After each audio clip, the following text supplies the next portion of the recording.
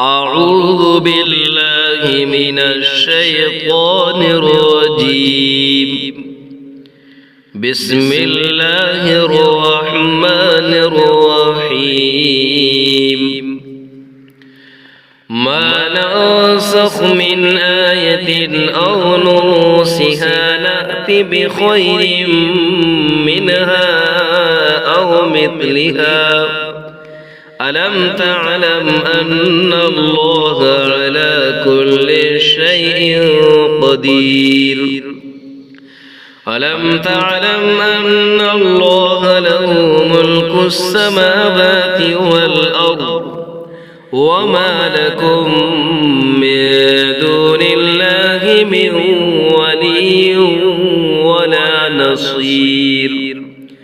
أم تريدون أن تسألوا رسولكم كما سئل موسى من قبل ومن يتبدل الكفر بالإيمان فقد ضل سواء السبيل.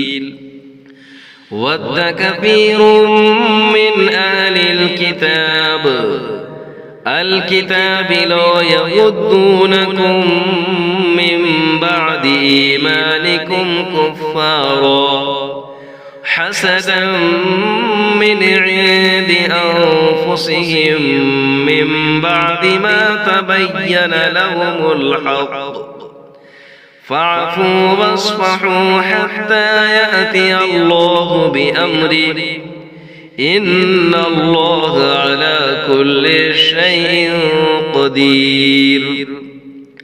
وأقيموا الصلاة وآتوا الزكاة وما تقدموا لأنفسكم من خير تجدوه عند الله إن الله بما تعملون بصير.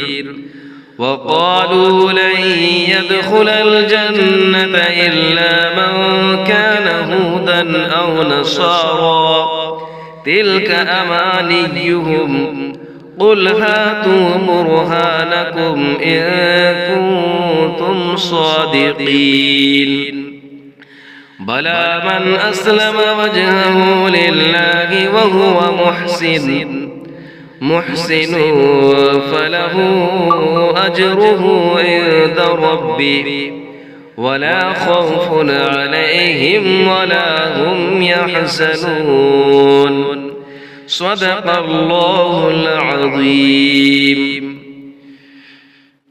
अल्लाह तबारक व तआला हम सबको कुरान पाक को सीखने, पढ़ने और इस पर अमल करने की तौफीक अता फरमाए। और आपसे गुजारिश है कि आप मेरे चैनल को सब्सक्राइब कर लें ताकि मेरी वीडियो आप तक आसानी से पहुंच सके। जब तक दीजिए इजाज़त, मिलते हैं अगली वीडियो में। अस्सलामु अलैकुम व रहमतुल्लाहि व बरकातुहू।